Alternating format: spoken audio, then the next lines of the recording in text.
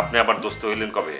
আপনি এলাকার মাস্টার, আপনি বরিশালে আর আমি এই এলাকার, বুঝতে পারেন না? নাকি ফারাক না বুঝছে কথা কন? দেখো বন্ধু, এই যে আমি কিন্তু অনেক অনেক কিন্তু রাগ কিন্তু সাইপে রাখতেছি আমি। তুমি যেটা এই যে বাচ্চা নাতির বয়সী তোমার একটা মেয়েকে তুমি বিয়ে করে আনছো, মেয়েটার বয়স কত? এখন পর্যন্ত 16ই হয় নাই। মানে একটা মনে করো যে ওই যে অপ্রাপ্ত বয়স্ক একটা মেয়েকে তুমি বিয়ে করছো, এই জন্য কিন্তু থানায় মামলা হয়ে যাইতে পারে বাল্য বিবাহের কারণে। আরে আমি একজন শিক্ষক মানুষ, আমার চোখের সামনে তুমি এই ঘটনা ঘটাইছো, তাহলে আমার উচিত ছিল কি তখনই তোমার বিরুদ্ধে গিয়ে একটা মামলা করে দেওয়া। কারণ শিক্ষকের দায়িত্ব কি সমাজে একটা মানে প্রতিবাদ, প্রতিরোধ এগুলি তৈরি করা, অ্যাওয়ারনেস তৈরি করা।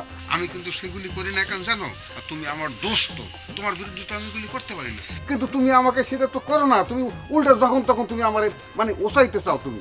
মাস্টার, আমি সরি, আমার ভুল হয়ে গেছে। তোমার লোক আমি খারাপ ব্যবহার করছিলাম। তুমি আমার বাড়ির পিছিয়ে তোমার লোকের জরুরি একটা কথা বল।